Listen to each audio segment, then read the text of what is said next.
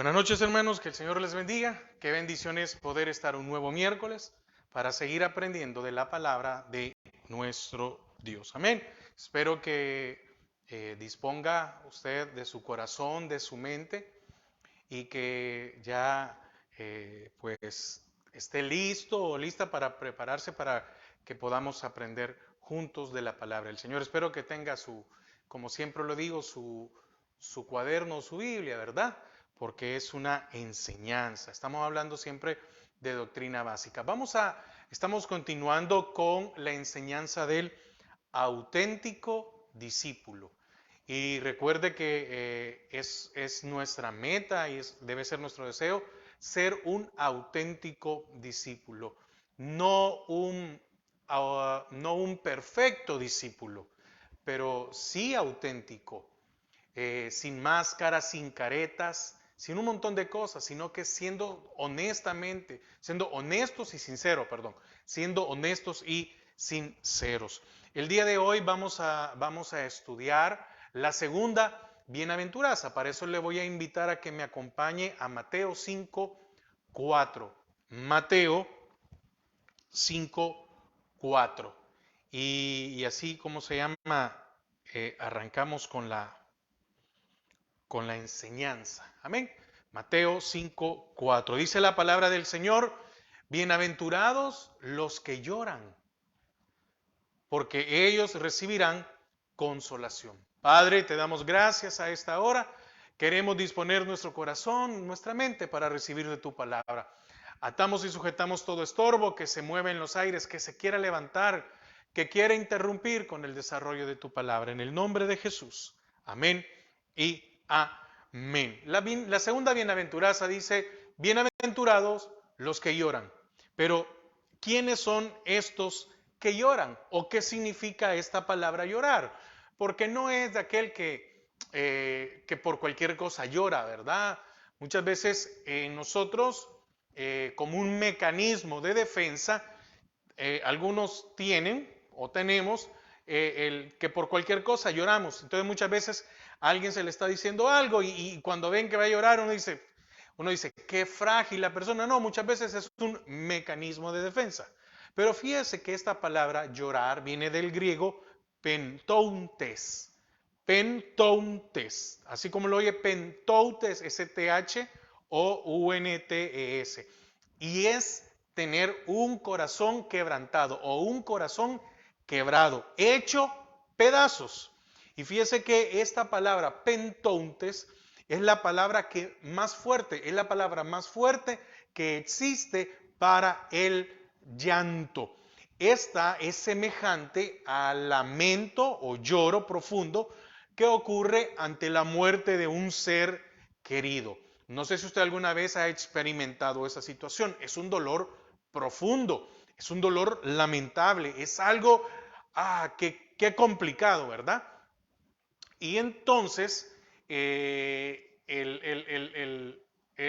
una sensación horrible que a nadie le gusta vivir o a nadie le gustaría volver a pasar. Entonces llega un momento, un estado en donde hay una como casi que podríamos decir confusión, ¿verdad? Porque es tanto el dolor que se nos olvida las cosas que hay a nuestra alrededor. ¿Qué es este lloro? Es una tristeza, pero una tristeza profunda y a la vez una tristeza desesperante. Y fíjese que bienaventurados los que lloran, bienaventurados los que llegan a tener el quebranto de corazón. ¿Pero para qué? ¿Por qué razón el Señor dice bienaventurados los que lloran? ¿Van a ser bienaventurados los que tengan pérdidas? ¿A los que se les muera un familiar o los que tengan algo? No. Está hablando de que es tristeza o una tristeza profunda y desesperante por el pecado. Amén. Fíjese, bienaventurados aquellos que por el pecado se sienten profundamente tristes. Y déjeme decirle algo, si nosotros pecamos, porque una cosa es ser practicantes del pecado y otra cosa es que somos pecadores. Usted y yo somos pecadores. Sí, hemos sido justificados, hemos sido salvos, pero seguimos siendo pecadores. Pero la diferencia entre un pecador y un practicante del pecado es la reacción que se tiene después del pecado. ¿Alguna vez usted se ha sentido después de haber pecado? Y mire, pecado es haber mentido, haber tenido un mal pensamiento o algo en lo cual nosotros sabemos que estamos decepcionando a Dios. Si usted después de eso no siente una tristeza profunda, ay hermanos, deberíamos de evaluar por qué no tenemos una tristeza profunda. También es un corazón roto por el mal y el sufrimiento. Es un quebrantamiento de ego, del ego de nuestras vidas al ver a Cristo en la cruz. No estoy hablando como imagen, no, sino que entender, ¿verdad? A Cristo en la cruz. ¿Qué fue lo que hizo Cristo en la cruz? Nos perdonó, él pagó un precio y perdonó nuestros pecados. Entonces, cuando nosotros le fallamos a Dios, y vemos en la cruz, vemos a Cristo en la cruz, prácticamente estábamos diciendo, Señor, tu sacrificio como que no valió la pena, ¿verdad? Como que no es suficiente para mí. Y esto nos lleva a comprender que nuestros pecados los pusieron allí. La palabra dice que cuando pecamos de una manera deliberada, ¿verdad? Sin importar, dice que somos participantes de aquellos que crucificaron a Cristo. Y solo hay dos grupos, los que crucificaron y los que recibieron perdón. Espero que nosotros nos sintamos de los que hemos recibido perdón. Entonces, antes de continuar, ¿cuál es su reacción después de que le hemos fallado al Señor? ¿Cuál es nuestra reacción? ¿Nos da lo mismo o hay una profunda tristeza? Bueno, vamos a verlo, pero recuerde que en el Señor tenemos y seguimos teniendo perdón de nuestros pecados. Amén. Notemos varios hechos. ¿Quién es el que llora?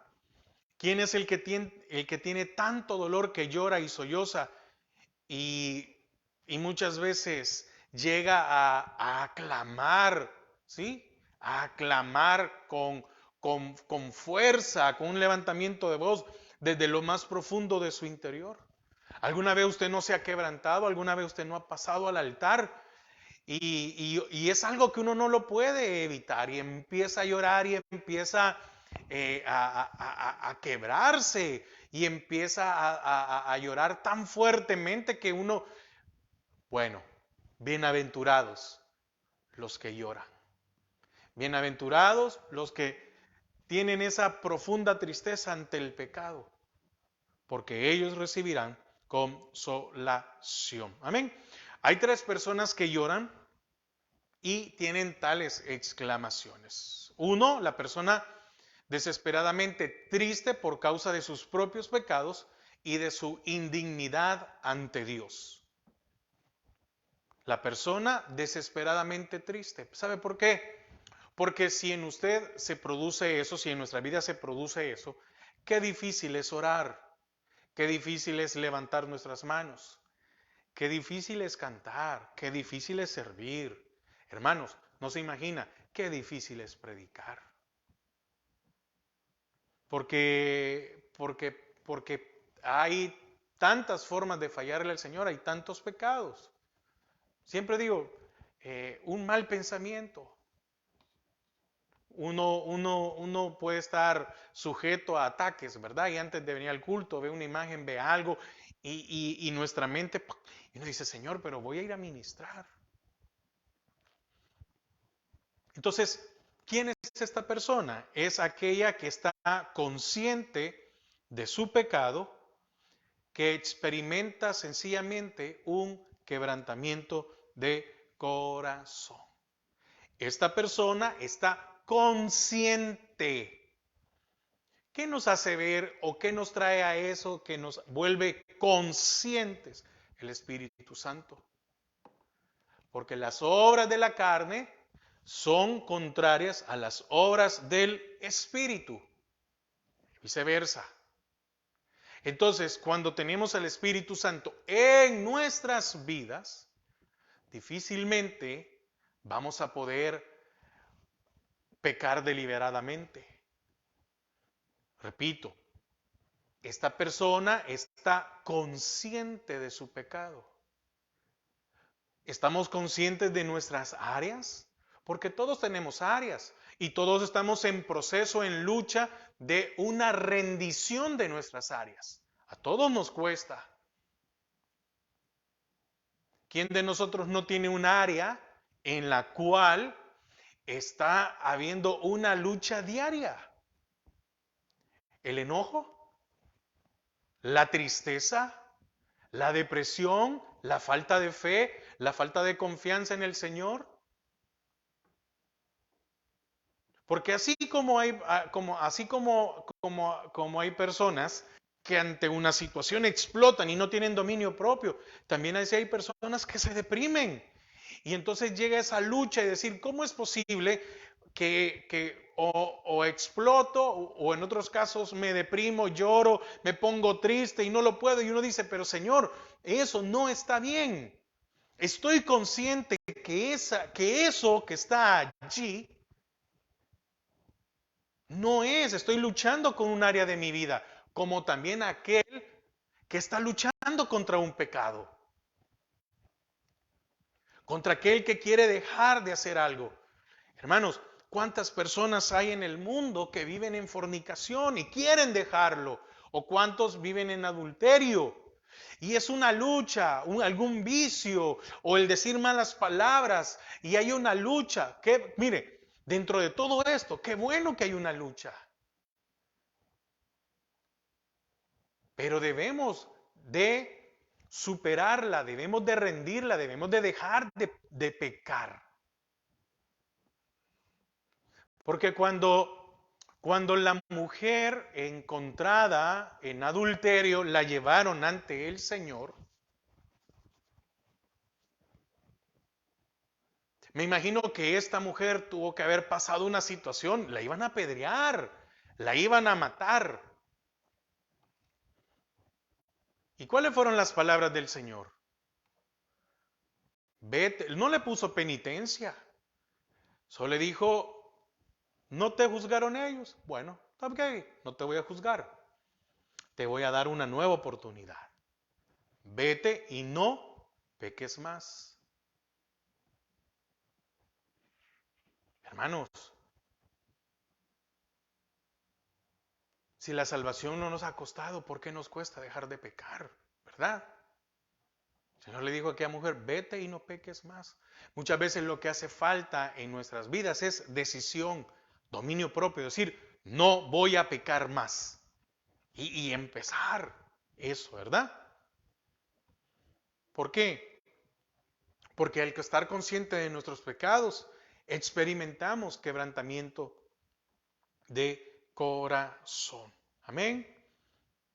Las personas que realmente sienten la desesperación, aflicción y también un terrible sufrimiento por otros. Amén. Recuerde que cuando el Señor le habla a sus discípulos, había una multitud, pero la multitud no estaba escuchando este mensaje. Este mensaje lo estaban escuchando sus discípulos. ¿Y qué dijo el Señor también cuando vio multitud? Dice que se conmovió, porque los vio como ovejas sin pastor. Recuerde que nosotros, el auténtico discípulo, nosotros digo que deseamos llegar a ser ese auténtico discípulo, debemos de tener compasión por las almas. Entonces, aquella persona que realmente siente la desesperante aflicción y el terrible sufrimiento de otros. Porque yo no me puedo quedar tranquilo al ver la situación de mi hermano.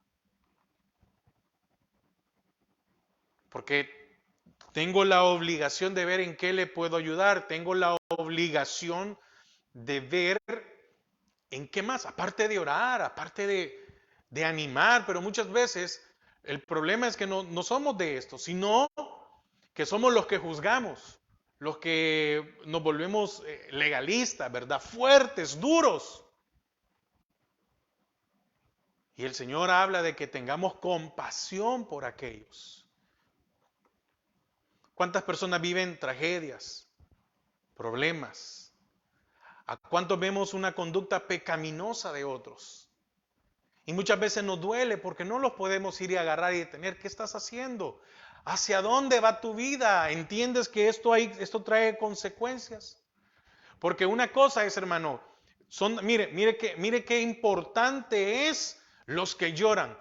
Yo voy a llorar y soy por lo que yo hago, por mis pecados, pero también por la condición de los demás. No solo, porque ahí si no sería un egoísmo, no solo yo, ¿verdad? Yo bien, yo, bueno, no sé cómo, no, esa carga. Hermanos, qué bendición, porque déjeme decirlo, qué bendición que el Señor pone cargas en nuestras vidas por la de los hermanos, por los otros. Hay una perdición del mundo, hermano, estamos viviendo un tiempo difícil, un tiempo muy duro. Hermano, aún por estos canales somos censurados y tocamos ciertos temas. Imagínese. Y entonces todo esto pesa sobre el corazón del que llora. Porque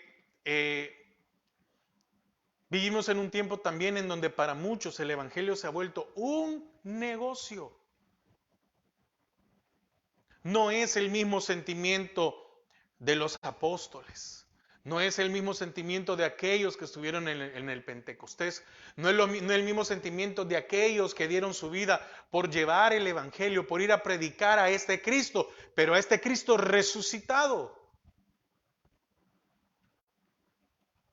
Mateo 9:36.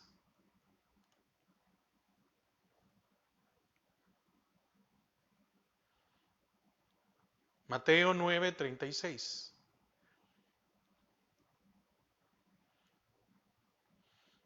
Y al ver las multitudes, tuvo compasión de ellas, porque estaban, ¿cómo estaban? Desamparadas y dispersas, como ovejas que no tienen pastor, porque un pastor se encarga de cuidar, un pastor se encarga de proteger, no de beneficiarse de ellas. Mire, yo espero que usted pueda también ver la enseñanza de mañana jueves, que vamos a hablar en Zacarías sobre eso. Mire, qué increíble. Pero si usted en su iglesia tiene un pastor que cuida de usted, que está más pendiente de su vida espiritual que lo que usted le puede dar al ministerio, que está más pendiente de su vida que si usted ofrenda o diezma, siéntase bienaventurado. Y dispersas como ovejas que no tienen pastor. Y entonces dijo a sus discípulos: a la verdad la mies es mucha, mas los obreros pocos. Rogad pues al Señor de la mies que envíe obreros a su mies. Salmo 103:13. Salmos 103:13. Como el Padre se compadece de los hijos, se compadece Jehová de los que le temen. E Isaías 63:9. Isaías 63:9. En toda angustia de ellos, él fue angustiado, y el ángel de su faz los salvó. En su amor y en su clemencia los redimió y los trajo, y los levantó todos los días de la antigüedad. Amén. También los hombres deben llorar sobre sus pecados. Amén. Deben llorar sobre sus pecados porque ello conduce a la confesión y humildad ante Dios, y el resultado es ser enaltecido. Amén. Santiago 4. Este segundo punto es, los hombres deben llorar sobre sus pecados. Amén. Ello conduce a la confesión y humildad ante Dios y el resultado es ser enaltecido. Santiago 4, versículo 8 al 10. Porque fallamos, por eso, hermanos, hay una diferencia muy grande en ser practicantes y en otra cosa es ser pecadores. Y dice, acercaos a Dios y Él se acercará a vosotros. Pecadores, usted y yo, limpiad las manos y vosotros los de doble ánimo, purificad vuestros corazones. ¿Por qué fallamos? Porque nos volvemos de doble ánimo. 9. Afligíos y lamentad y llorad. Vuestra risa se convertirá en lloro y vuestro gozo en tristeza. Humillaos delante del Señor y Él os exaltará. Si en nosotros no hay una tristeza profunda cuando le hemos fallado al Señor, difícilmente vamos a llegar al punto de confesar y de humillarnos, mucho menos a quebrantarnos. Y entonces, cuando no sucede eso, la palabra aquí dice algo, Él no nos va a exaltar.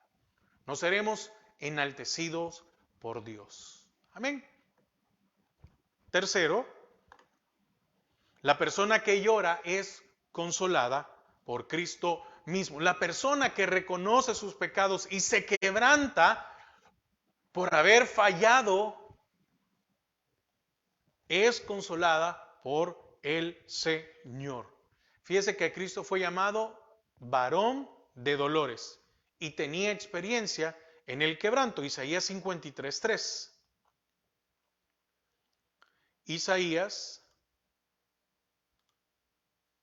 53:3.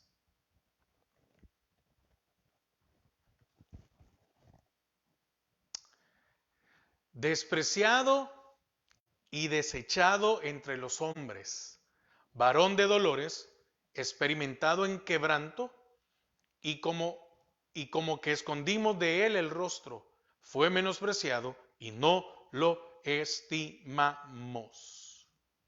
Experimentado en quebranto. Ahora, ¿acaso no se volvió él pecado por nosotros? ¿Acaso él no llevó el pecado? ¿Acaso él no se hizo maldición por nosotros? Porque él es santo, él era sin pecado, tenía una naturaleza divina, pero también tenía una naturaleza humana, pero esa naturaleza humana era sin pecado. Él soporta la tentación, llega a la cruz y se vuelve pecado por nosotros. Amén. Él puede socorrer y acercar a una persona para consolarla y fortalecer más allá de todo lo imaginable. Hebreos 2:18. Hebreos 2:18. Pues en cuanto él mismo padeció siendo tentado, es poderoso para socorrer a los que son tentados. Mire, aquí vemos la respuesta. Porque ¿cuántos de nosotros decimos, no, es que yo vivo en ataque de tentación, a mí me pasan atacando, tentando todo el tiempo, hay un cúmulo de tentaciones a mi alrededor? Primero, si usted dice, tengo un cúmulo de tentaciones, primero, entonces, ¿dónde está puesto? ¿Dónde está usted para que esté lleno de tentaciones alrededor? ¿Qué ve en televisión o qué ve en internet, qué ve en su celular, en su computadora? Si usted sabe que allí hay tentación porque aparece algo, voy a poner el caso de los hombres, uno está viendo algo y como en la aplicación, cualquiera que sea, uno pone que su género es hombre, porque solo hay dos géneros, hombre o mujer, usted pone que es hombre, entonces le aparece alguna publicidad de mujeres. Y nuestra alma dice, esperando encontrar otra cosa, ¿verdad? Bueno, si allí hay una tentación, cierre la aplicación. No, hermano, es que mire, bueno, entonces, o le agradamos a Dios o qué, pero si eso se vuelve una tentación, o ir a un lugar, o ver algo en televisión, no lo vea. Pídale al Señor. Aquí dice, ve, es poderoso para socorrer, es poderoso para ayudarlo a usted y a mí en que somos tentados. Amén. Hebreos 4:15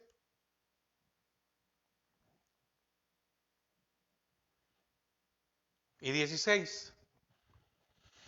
Porque no tenemos un sumo sacerdote que no pueda compadecerse de nuestras debilidades, sino uno que fue tentado en todo. Oiga, mire qué interesante, fue tentado en todo, según nuestra semejanza.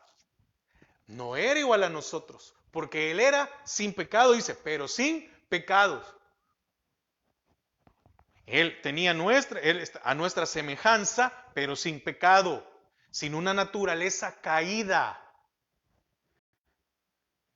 Entonces, dice que él estando en eso, soportó todas las tentaciones. Adán y Eva, teniendo una naturaleza perfecta, cayeron y nos heredaron esta naturaleza. Pero dice, porque no tenemos un sumo sacerdote que no pueda, se compadece porque él ya vivió, él vivió el ataque que nosotros vivimos. Y dice, pero dice, oiga, sino uno que fue, a mí siempre me ha amado esto, uno que fue tentado en todo. No sé en qué usted está siendo tentado o en lo que yo estoy siendo tentado. Pero aquí dice que Él puede ayudarnos, se compadece de ver nuestra naturaleza, se compadece de ver nuestras debilidades. Por eso dice el 16, acerquémonos pues confiadamente al trono de la gracia, acerquémonos. ¿Se acuerda que hace un momento yo le decía, si usted está siendo tentado en algo, aléjese de ahí, porque si usted tiene la capacidad y está en sus manos en alejarse, usted se aleja de allí y entonces lo que tiene que hacer es acercarse a Dios. Dice, acerquémonos pues confiadamente al trono de la gracia para alcanzar misericordia y hallar gracia para el oportuno socorro. Amén. Y fíjese que también existe una tristeza piadosa, pero también una tristeza mundana. Segunda de Corintios 7:10. Segunda epístola a los Corintios 7:10.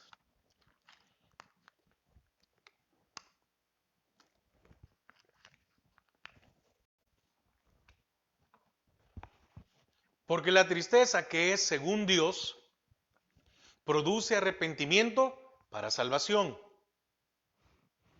Porque la tristeza que es según Dios, ¿qué quiere decir? Cuando nosotros entendemos de que hemos fallado, viene una tristeza, nos sentimos mal. Produce arrepentimiento para salvación. Amén. De que no hay que arrepentirse. Aquí quiere decir que hay un cambio de mente en nuestras vidas. Antes de conocer o antes que el Señor nos rescatara, para nosotros eso no era pecado. Ahora sí, porque hubo un cambio de mente. Pero la tristeza del mundo produce muerte. Porque no hay un consuelo. Porque no hay una esperanza. Que eso también es una tristeza egocéntrica.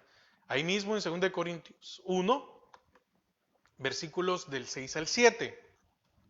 Oiga, pero si somos atribulados, es para vuestra consolación y salvación.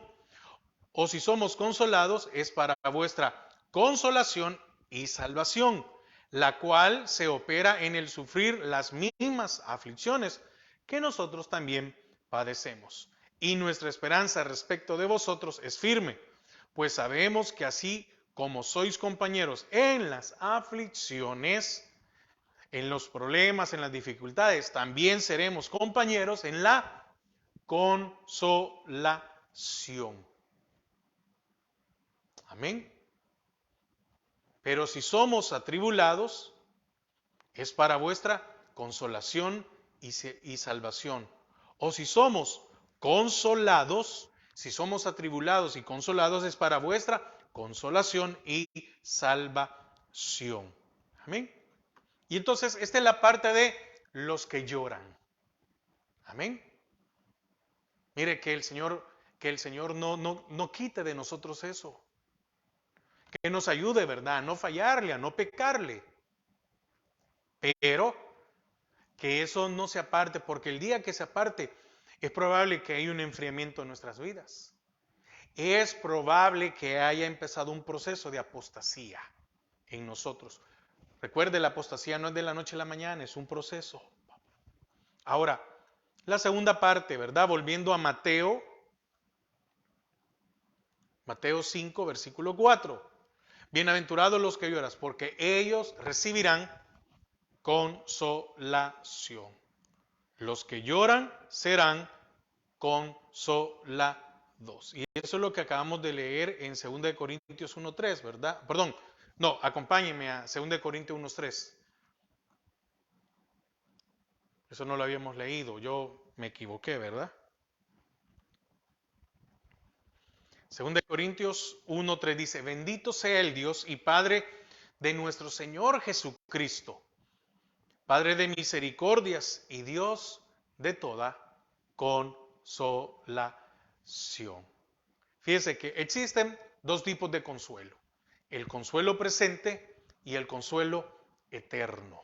Amén, porque dice, bendito sea el Dios y Padre de nuestro Señor Jesucristo, Padre de misericordias y Dios de toda consolación. Y el 4 dice, el cual nos consuela en todas nuestras tribulaciones, para que podamos nosotros también consolar a los que están en cualquier tribulación.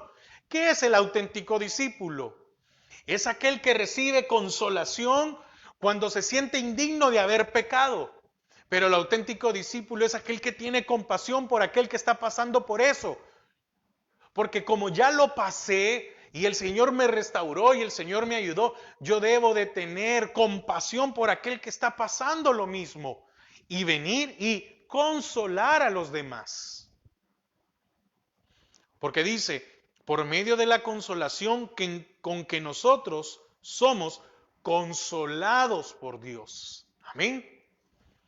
Muchas veces van a haber aflicciones y tribulaciones. Primero, para ayudar a nuestra fe, para conocer un poco más a Dios, pero también todas esas situaciones que vivamos nos van a ayudar.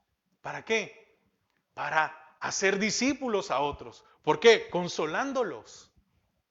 Amén. Entonces, le decía, existe dos tipos de consuelo, un presente y un eterno. El primero, el consuelo presente.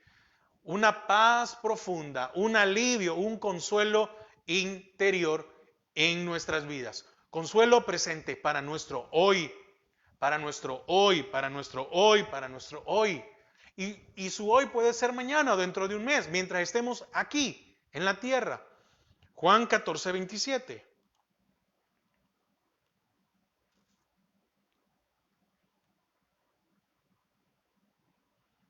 Juan 14:27. La paz os dejo, mi paz os doy.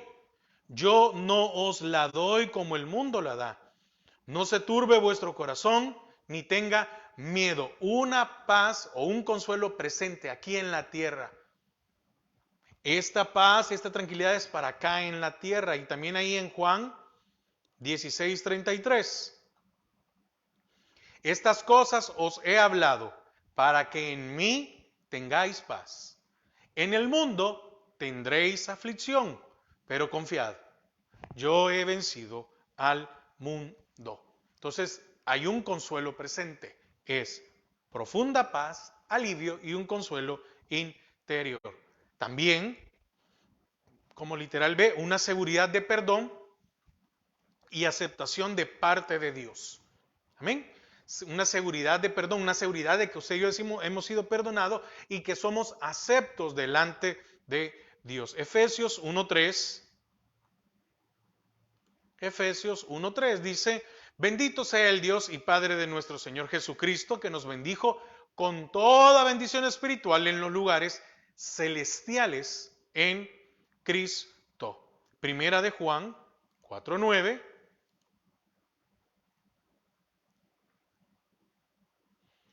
En esto se mostró el amor de Dios para con nosotros, en que Dios envió a su Hijo unigénito al mundo para que vivamos por Él.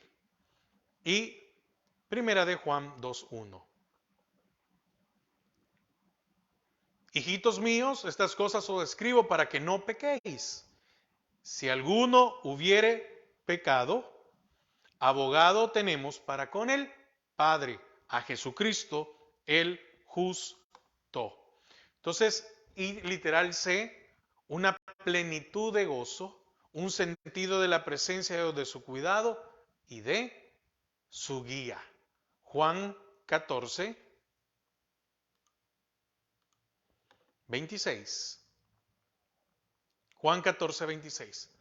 Mas el Consolador, el Espíritu Santo, a quien el Padre enviará en mi nombre, Él os enseñará todas las cosas y os recordará todo lo que yo os he dicho. Entonces, aquí hay un sentido de soberanía, un sentido de que los que aman a Dios, todas las cosas les ayudan a bien. Es un poder, una bendición del Señor que está por encima de cualquier otra cosa. Así como lo dice Romanos 8:28, ¿verdad? Más a todos los que aman a Dios, todas las cosas les ayudan a bien. Y esto es conforme a aquellos que, y esto es a los que conforme a su propósito han sido llamados. 2 Corintios 6:10. Como entristecidos, mas siempre gozosos. Como pobres, mas enriqueciendo a muchos. Como pobres, mas enriqueciendo a muchos. No tengo nada que dar, dijo Pedro, ¿verdad? Pero de lo que tengo te doy. Y era mejor que cualquier cosa material. Entonces, cuando tenemos compasión y amor por aquellos, hay cosas que el dinero no puede arreglar. Amén. Como no teniendo nada, más poseyéndolo todo.